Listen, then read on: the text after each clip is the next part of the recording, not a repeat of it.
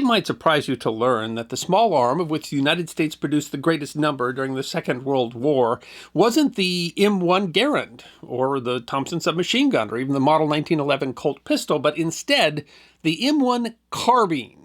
With 6.1 million units made, it was one of the most important weapons of the war, used by millions of soldiers across virtually all fronts, a go-to weapon for, say, support troops who needed something lighter than the Garand. Inventor David Marshall Carbine Williams' story became famous because of the 1952 film starring James Stewart, but his legend is somewhat larger than the true story. Still, the unlikely story of Carbine Williams deserves to be remembered. David Marshall Williams, called Marsh by friends and family, was born November 13th, 1900, near Godwin, North Carolina. He was one of 13 children that his father, a wealthy landowner, had across 2 marriages. He was also something of a troublemaker. He attended school until the 8th grade, when he was expelled. He had already developed a hobby by then of building homemade handguns. He worked briefly for a blacksmith shop, and at 15 years old attempted to enlist in the Navy by lying about his age. He was enlisted as an apprentice seaman on August 29, 1916, at Norfolk, Virginia. It seems that Marshall's father took issue, however, and advised the Navy of his true birth date, and he was discharged on November 20th. On his return home, he was enrolled in the Blackstone Military Academy, but his behavior didn't improve. According to the Fayetteville Observer, Colonel E.S. Ligon, owner of the academy, found several guns and 10,000 rounds of ammunition in Marshall's trunk. Marshall had sent the gun stocks home and refused to return them, and the theft led to his immediate dismissal from the academy. He married in 1918 and got a job working for the Atlantic Coast Line Railroad. He lost his job there after firing a handgun at a passing bird.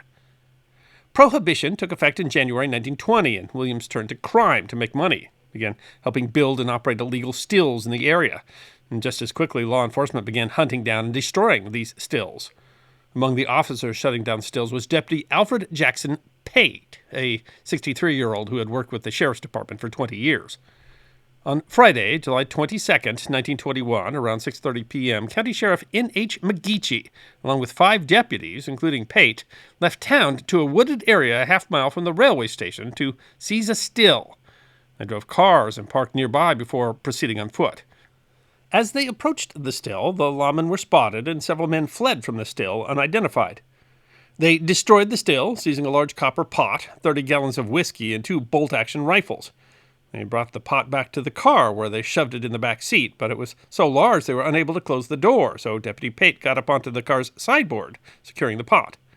Most of the other men walked, directing the driver in the fading light to avoid getting stuck.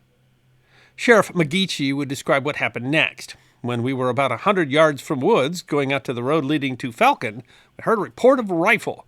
Immediately looked back. It was about 20 feet in front of the car, and in about 1 minute time, heard another shot, and George West jumped out of the car, and Mr. Pate sat still in the car. He was killed from the first shot. The shot had killed Pate almost instantly, and he remained slumped in the car. Several more shots were fired, but no one else was injured. Ultimately, the police identified 6 men were at the still that night, mostly black men that Williams had hired to run the still, as well as Williams himself. 4 of the men had fled in one direction, leaving the 2 rifles, and testified that Williams had told them to shoot at anyone who came near. Williams, they said, went in another direction with a rifle. The last man was Randall Ham Dawson. Williams claimed that it was Dawson who had fired the shots that killed Pate. At the coroner's inquest on August 1st, the jury recommended both Williams and Dawson be held without bail for further investigation. Williams alone was charged for the murder, though he claimed that Dawson fired several times and that it was Dawson's bullet that killed the deputy. Dawson claimed he didn't shoot at all and that Williams had threatened him the next day. The defense, however, argued that Williams had been insane at the time of the shooting and could not be held accountable for his actions. During the trial, Marshall's own half-brother, Reverend J. Mack Williams, testified that he had told his father that Marshall was insane and a threat to everyone around him. "You're all sitting on dynamite and don't know it," he described in detail Marshall's mania for guns and firearms. Several psychiatrists for the prosecution testified that they thought that Marshall was sane. The jury deadlocked, but the judge granted a second trial. Instead, on November 22nd, Williams withdrew his insanity plea and pled guilty to the murder of Deputy Pate in the second degree. This avoided the death penalty, but came with a possible punishment of 30 years, and the judge sentenced Williams to the maximum sentence on November 25th. Dawson was charged with secret assault and battery with intent to kill, and Williams testified against him, but Dawson was found not guilty. Williams, a 21-year-old, was transferred to the Caledonia State Prison to serve his time. While in prison, his talent with firearms became apparent, and he became friendly with the guard captain, H.T. Peoples, who allowed him access to the prison's machine shop. With little but time, Williams also drew his ideas for weapons and began repairing the guards' weapons. In his free time, he began building tools such as lathes and then parts for guns. Tractor and automobile axles became receivers, bolts, and movable chambers. Drive shafts became gun barrels. Walnut fence posts became stocks. His mother acquired technical data for guns, and the superintendent allowed him to build actual, real weapons. He would build 4 semi-automatic rifles while in prison. He also made a number of daggers. The most important thing he came up with was a way to use high-pressure gas exerted near the front of the cartridge casing, coupled with a short-stroke piston to operate the action, which allowed the weapon to chamber the next round without manual operation. He wasn't actually the first person to come up with the idea. An earlier patent was granted in 1920, but no working weapon was ever developed from that patent. On November 27, 1927, Williams applied for and was later granted a commutation of his sentence from 30 years to a minimum of 10 and a maximum of 20 years. This was partially in thanks to a campaign from his family, who got the sheriff on board and even Pate's widow. On September 29, 1929, Williams was regularly discharged from the state prison by expiration of sentence. It's important to note that he wasn't pardoned, and that commutation of sentence only lessens the penalty. It does not imply forgiveness or innocence of the crime. Williams applied for his first patent on February 2, 1931. This patent described his ideas for using high-pressure gas to operate a gun's action, just like the guns that he had designed in prison. This was an improvement over the gas-operated system then usually in place, which took its driving power from the muzzle and drove a long piston. His was a short-stroke piston, only 5/8 of an inch long, and it would only travel 1/10 of an inch instead of 3.5 inches, as he explained it to Captain Peoples. In the 30s, William began his career in weapons development. In 1931, the U.S. Army Ordnance requested submissions for a .22 long rifle caliber conversion of the Browning 1918 A1 machine gun. Williams was the only person to respond with a bid, and on March 12, 1932, Williams was awarded a contract for 1 conversion and then a second contract for 5 more conversions. These conversions were meant to be used as training machine guns. In 1931, Colt introduced the Colt Ace, which was a version of the 1911 A1 that used .22 caliber ammunition instead of .45. It had a weakness, however, because the decreased recoil meant that the weapon failed to chamber the next shell. Williams was contracted to modify the Colt Ace, and he added his floating chamber design. He also designed a rifle for Remington, but Remington didn't accept it, and instead they accepted the Model 550 .22 caliber rimfire rifle, designed by K. Lau and C.C. Loomis. The gun did, however, use Williams' patented floating chamber, and he was paid royalties for it. In 1938, Williams challenged a patent by Winchester Repeating Arms Company. Winchester agreed that their patent infringed on Williams and negotiated a settlement. In 1939, Winchester hired Williams full-time. The Army had accepted the M1 Garand as the main U.S. battle rifle, but it had a number of issues, and Winchester felt that they might be able to design a suitable alternative, a job they gave to Williams. Jonathan Edmund Browning, half-brother of the more famous firearm designer John Moses Browning, had designed a rifle that Winchester purchased in 1938, but Browning died at age 80 in May of 1939. Williams took over development of the rifle. Using his short-stroke gas piston design, Williams created a prototype design for the Model G30M. Tests by the U.S. Marine Corps, however, still proved the Garand the better rifle. Realizing that unseating the Garand would be difficult since production had started, Winchester instead sought to design a rifle that could be used alongside the Garand. In 1940, the U.S. Ordnance Department had begun efforts to acquire a light rifle, and on October 1, 1940, the department released specifications for the rifle they wanted. The need for a light rifle became clear during pre-war and early war testing, as the M1 Garand proved too cumbersome and heavy for support troops, such as drivers, staff, artillerymen, and radiomen, and impeded their jobs. The Army was looking for a weapon under 5 pounds with a range of 300 yards. Winchester, meanwhile, had charged Williams with correcting several issues and making the rifle as light as possible. In May of 1941, Williams delivered the .30 caliber M2 Winchester model military rifle, which weighed only 7.5 pounds compared to the Garand's 9.5 pounds. This became the Model G30R.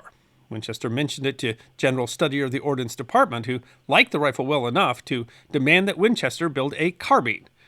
Tests on weapons already submitted to the department proved that all of the options were unserviceable. Williams, however, had proven that he worked at his own pace, and Winchester needed the carbine ready for a second round of testing. So 2 other men, William C. Romer and Fred Humiston, were chosen to head up the project, and Williams was furious that he was left out. He told Winchester that they were doing the project on their own responsibility. The first prototype carbine was designed without Williams. Although it used the receiver, rotating bolt, slide, and short-stroke gas piston that Williams had designed for the G30R, only the short-stroke gas piston was completely his own invention. Williams did demonstrate the prototype to Studler and the Ordnance Department. Williams wasn't any easier to work with as they began to work on a second prototype. Eventually, Williams went off to design his own carbine while a team worked on improving the first prototype. And only days before the rifle needed to be tested, Williams was again brought in to fix a few lingering problems, and the weapon was officially tested and then adopted as the Carbine Caliber 30 M1 on September 30th, 1941. The M1 stood for it being the first model of carbine developed under the Army's naming convention. For the M1 Garand, the same number stood for it being the first rifle developed under the system. The gun's final weight was 5.2 pounds, empty. While much of the M1 carbine's design was done without Williams, he still played a significant role. Winchester likely wouldn't have even designed a carbine if Williams' rifle hadn't impressed the Army in the first place. He did go on to design his own carbine in December 1941, but by then the M1 was in production and his rifle was never adopted. The only known example is located at a museum in Cody, Wyoming. By the end of the war, Williams and Winchester also produced an altered G30R as the Winchester Automatic Rifle, or WAR, meant to replace the famous Browning Automatic Rifle, or BAR. It was trialed in July 1945, but the end of the war brought an end to weapons contracts and an end to the program. After the war, Williams also developed the Model 50 shotgun, based on a design by Jonathan Browning, over 200,000 of which were produced. Williams became famous as the developer of the carbine thanks to several fortuitous events. In March 1951, Reader's Digest published an article by H.T. Peoples called The Most Unforgettable Character Ever Met, and two others were published at the same time: Big Trouble and a Big Idea in True magazine, and The Story of Carbine Williams in Collier's. These were followed by the 1952 film Carbine Williams, starring James Stewart. The story for Carbine Williams came directly from Williams himself. In a 1951 article in the Charlotte Observer, Williams was quoted as saying, "In 1939, I went to work for Winchester, and it was while I was working for them that I invented the U.S. Army carbine that is in use today." Millions of the M1 carbine were produced and have been used in conflicts around the world up to the modern era. During World War II, the weapon was widely issued to officers, paratroopers, ammunition carriers, forward observers, and others. They remained in service with the U.S. Army until 1973. He didn't adopt the moniker Carbine Williams until after the movie came out. And the legend that he was solely responsible for the invention of the M1 carbine really had a lot to do with the sellability of his redemption story and his willingness to take credit. And while many stories give him more credit than he probably should for the invention of the M1, his contribution to arms manufacturing was not insignificant, and his inventions and patents are still important even to modern weapons today. David Marshall Carbine Williams passed away in 1975. Most of his gun collection, as well as his workshop, were donated to the North Carolina Museum of History, where they still reside. I hope you enjoyed watching this episode of The History Guy, and if you did, please feel free to like and subscribe and share The History Guy with your friends.